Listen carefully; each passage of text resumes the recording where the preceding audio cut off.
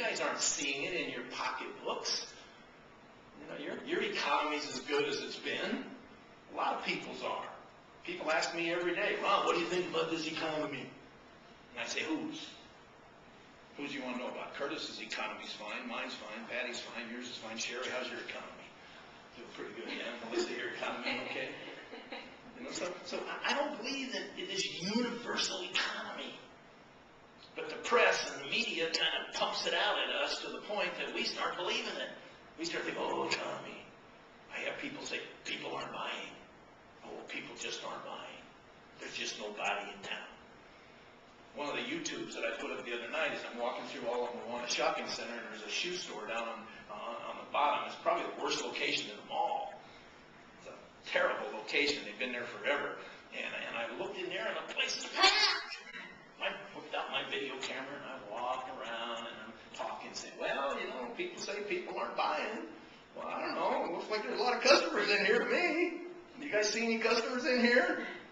See, I'm always looking for evidence to the contrary of the garbage the media tries to tell us. And you guys are a great example of the opportunity that exists. If the economy was the reason for people's failures and low, you would feel it. It's not the economy. We have to get in the habit of doing this. And if you're not getting the sales that you want, you've got to do this.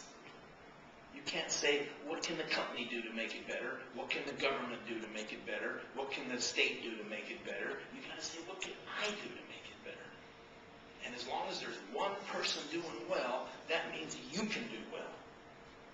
Because one thing that everybody has in common here, for the most part, is you sell the same merchandise to the same customers, to the same traffic, to the same prices, same weather.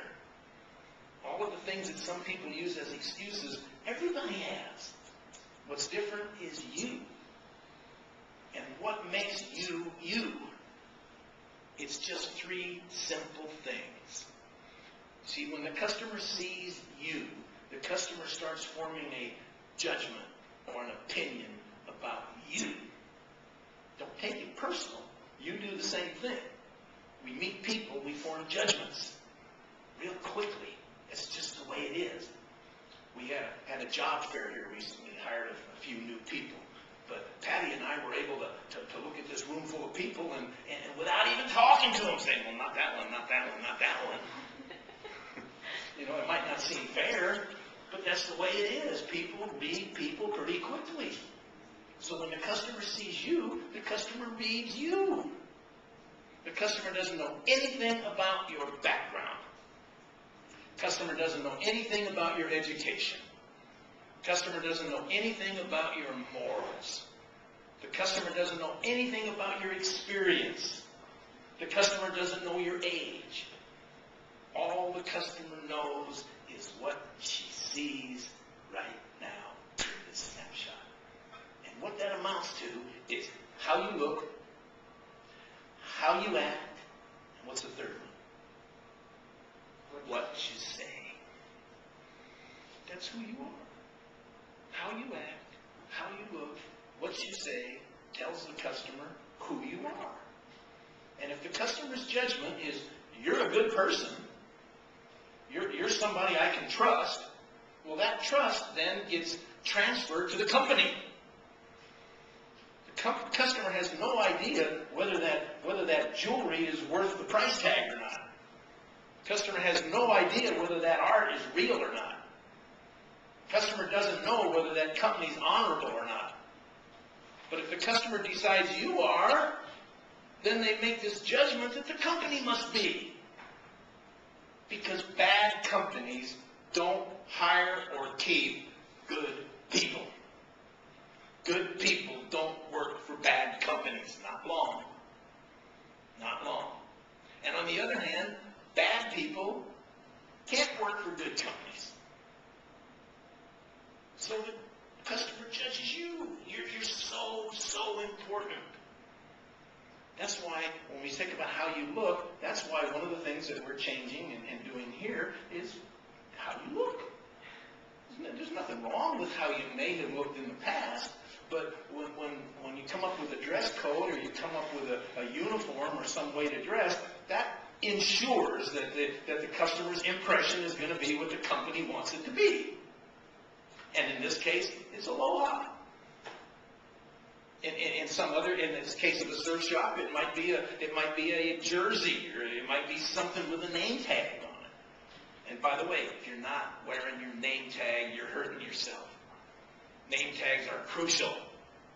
Customers are more comfortable talking to someone with a name tag. Their first impression of you is more credible if you're wearing it. You work here. I run into this a lot of times when I'm in a store and I try to talk to a customer and they're looking at me like, yeah, who's this?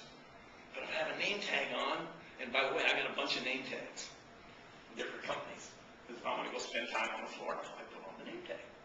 That way, when I talk to somebody, they just immediately see me as an employee there. It's important that you have the look. Secondly, how you act. Now, what's how you act? How you act is how you move.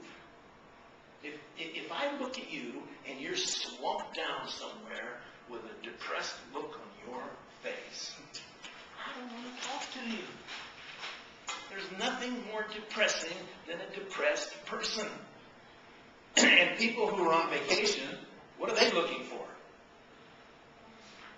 They're looking for a good time. They're looking for fun. And there's nothing more depressing than a depressed person. I don't want to talk to somebody who's not happy. Now, some days you feel better than others. Some days there's things going on in your life that naturally make you happier than others. But on the days that's not the case, that's the day you got to work at it. You just move a little more. You smile a little broader. You open your eyes up a little wider. In my book, I give enthusiasm lessons. You look at people who are naturally enthusiastic, they talk a little faster, they talk a little louder, they got their eyes open a little more, they're moving around with bats. See, some of you think I am enthusiastic right now, right? No. This is so boring for me. I've done this for so long. Oh my God, I gotta go through this again. But I fool you, don't I? It's an act. And you don't believe me even when I tell you. You see, the world is a stage. Shakespeare said it. We're all playing a part. This is my part. And if I was up here like this, okay, you guys, now, we gotta be more excitable, okay? You know, you gotta look enthused. You gotta look like you like your jobs, okay? I just might not be as effective. So if my goal is to be effective, if my goal is to help you be better, then I gotta play the part. Now my part's a little different than your part in the store, but you gotta know your part. If you don't know your part, you can't play it. And if you know your part and you don't play it, well, maybe you need a different part. You know, there's jobs for people and people for jobs, and not every job is right for everybody. So if you think you're in the right job, and you know what the part is, well, you play the part. And the part is on your feet. Your part is alert. Your part is paying attention. Your part is making customers more important than anything else in the world. If you're in the store on a personal phone call, you're not playing your part.